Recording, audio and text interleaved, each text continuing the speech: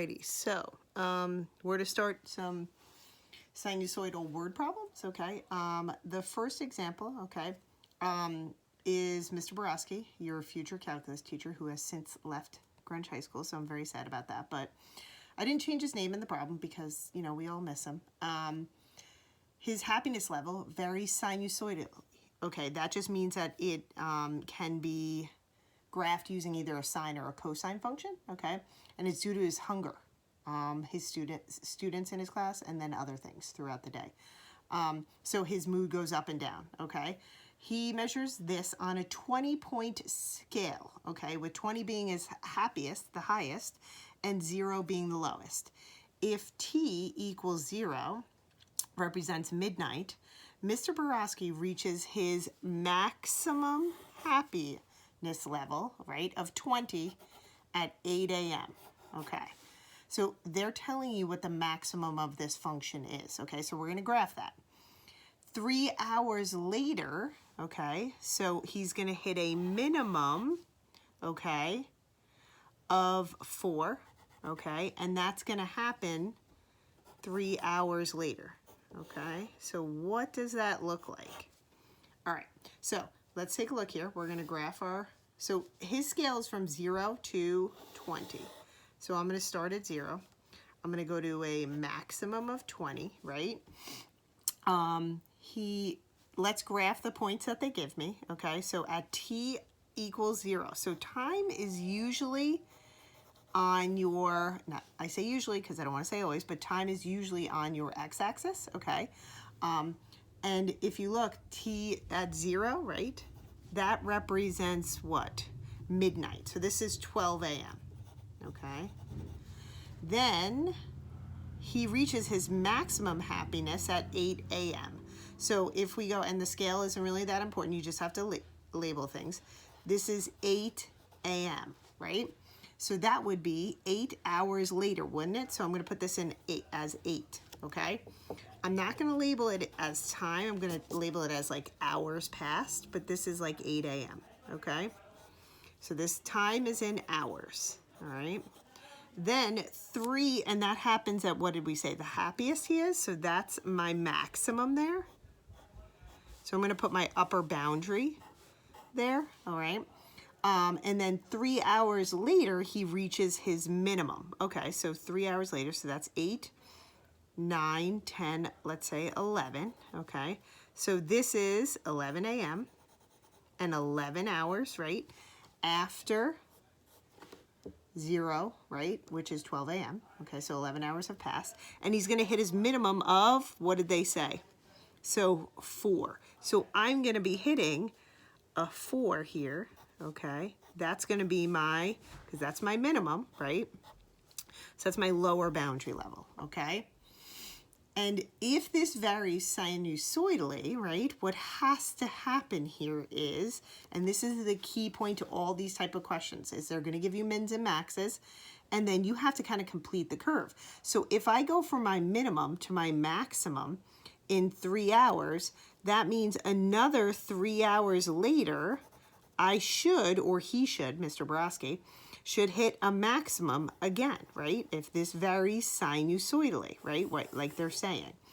So 3 hours later, that would be 11, 12, 13, 14. So at the 14 hours after 0 time, right? And then if you want to think about it, that's really 2 p.m. That's the time, okay?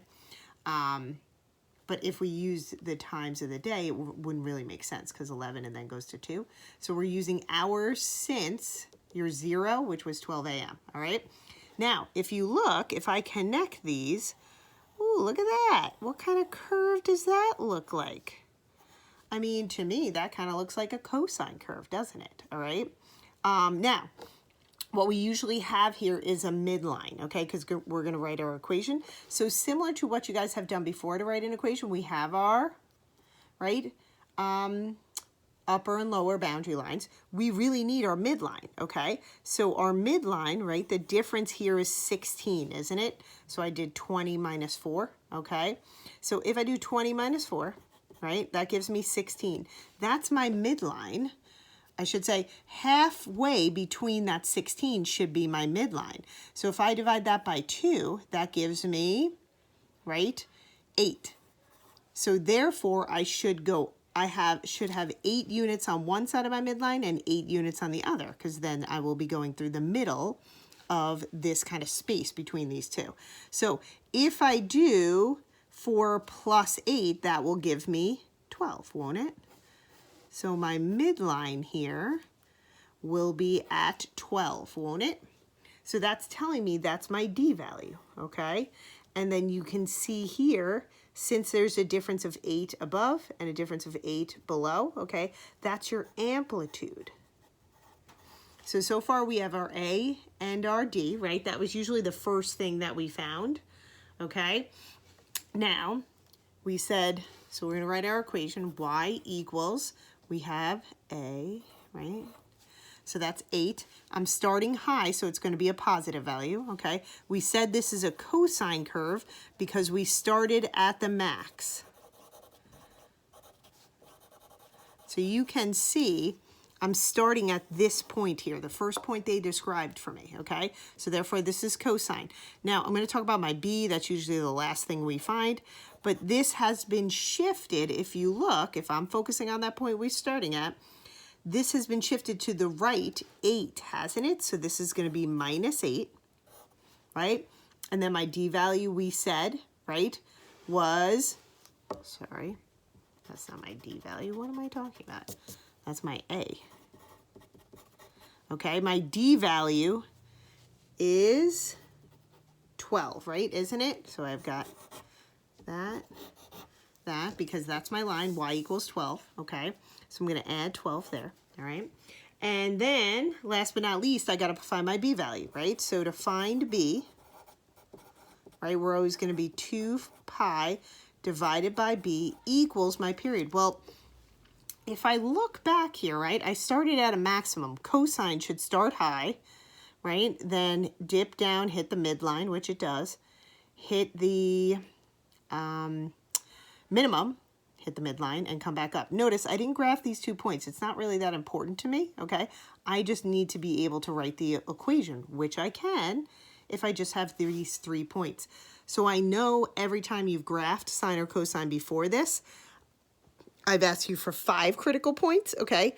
Now, you only have to graph the points that are going to help you write the equation, okay? That's our goal here, all right? So, if I look here, my period, right, I start at a maximum of 8. I go through the full cosine curve by the time I get to 14. So that means my period, right, is the difference between those two. So if I do 14 minus 8, well, doesn't that give me 6, right? So that's what I'm going to use, right? That's my period that I'm going to set this equal to. That's my 6.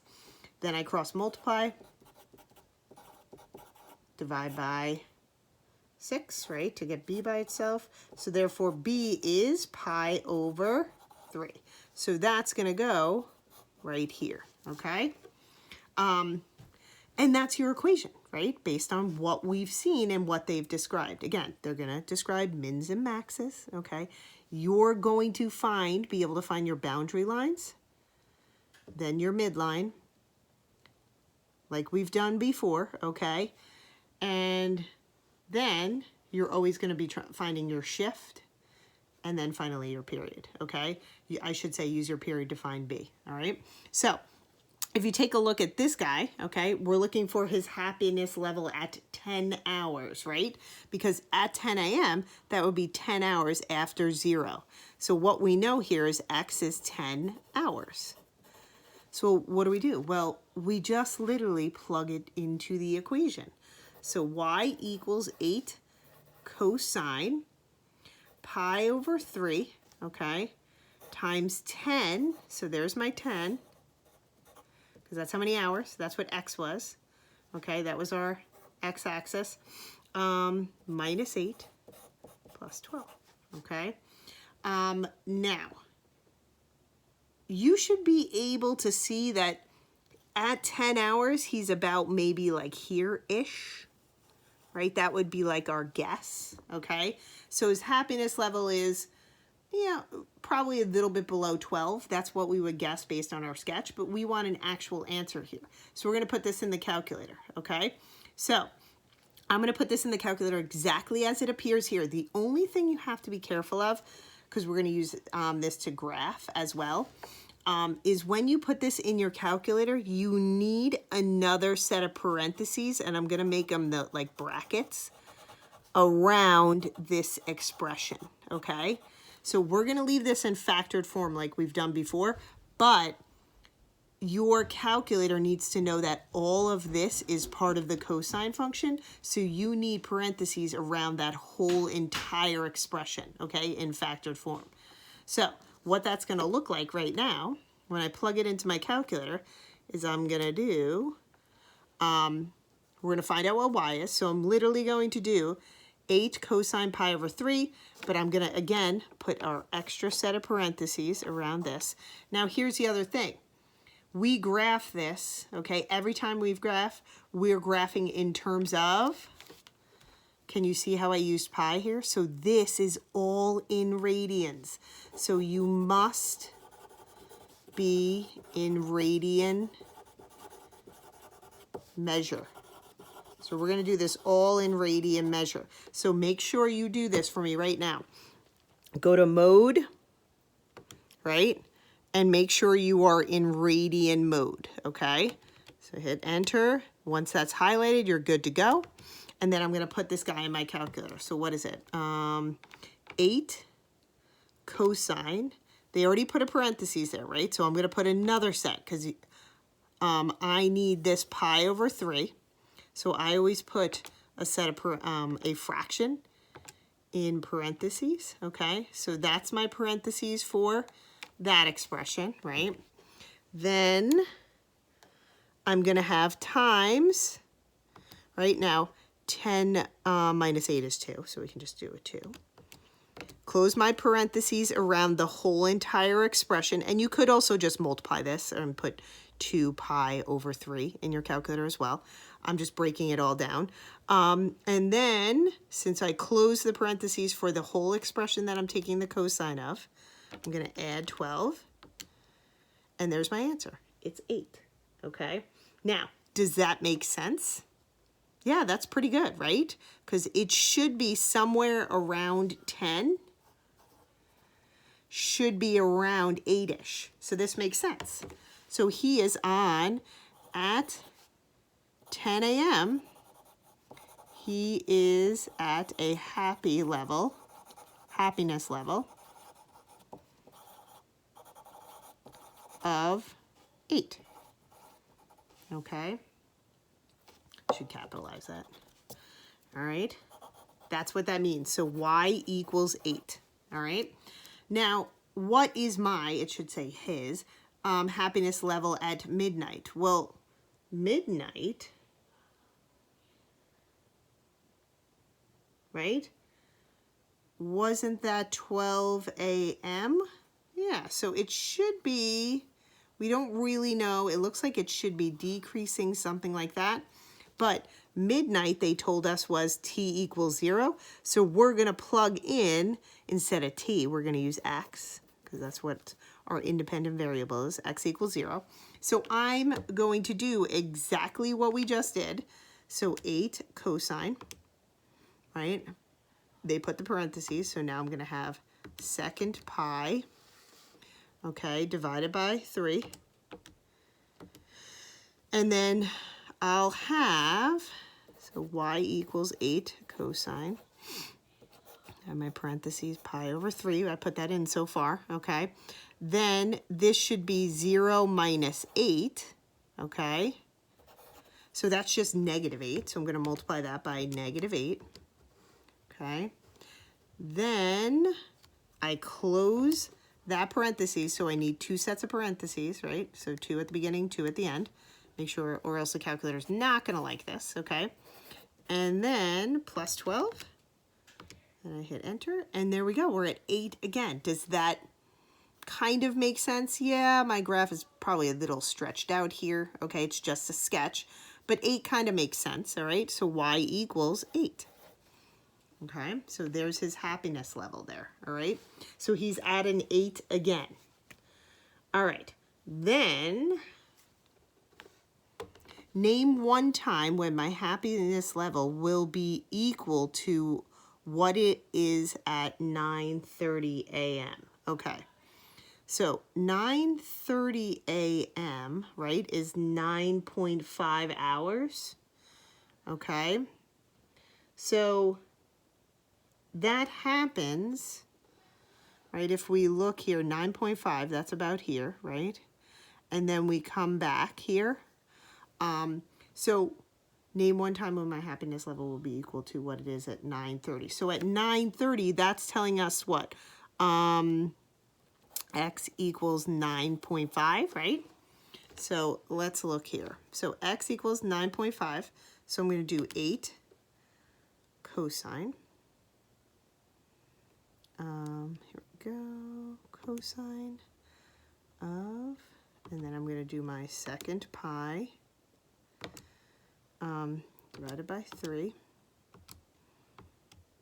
Okay, so I'm just doing the same thing as I did before. So y equals 8 cosine pi over 3. Okay, and then this is 9.5 minus 8. So what's that, 1.5 that I want to do there? So this is 1.5. And then close my parentheses again, start with double, double, and then plus 12. And that will be y equals 12. So we want to know when he's going to hit that again, right? Well, let's think about it. Okay, so we just practiced that. So that happens right about here. Oh, look at that. That's so weird. This is 9.5, isn't it? Is that right where in the middle of these 2 points, right? So if I took this span, right, this range of 3, we would have to hit the midline, right, which we just calculated at 12, right? So that means this is an increase of 1.5, then 1.5. Then if I increase another 1.5, right, at that consistent scale, this would be what, 12.5? Right, so that's 1.5, right? And then if I add another 1.5, don't I get to 14? So what they're kind of asking you here, all right, is when do I hit this again? They're saying, well, that's going to happen every, well, how much time has passed here? 3 hours. Okay, so this happens every 3 hours. Okay, so I shouldn't say every 3 hours. After 3 hours, which would happen at, what is this, 11, 12, 30? And that would be not AM anymore, but PM. Okay, so that would be at 12:30 p.m. All right, so that's number 1. All right,